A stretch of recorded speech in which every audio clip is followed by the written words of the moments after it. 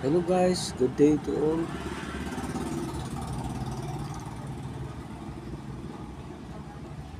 Meron akong ipapakita sa inyo na isang 1 peso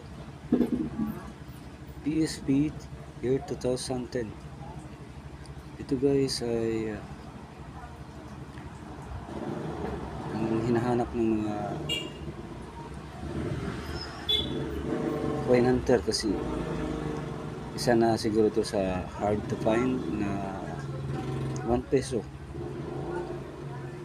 year 2010 na bihira ng makita. Itong harapan niya guys ay normal lang, ngunit dito sa kabila sa kanyang reverse, dito mo makikita kung ano ang katangian nito. Ito ay isang reverse 3 1 peso BSP year 2003. Sana siguro ito guys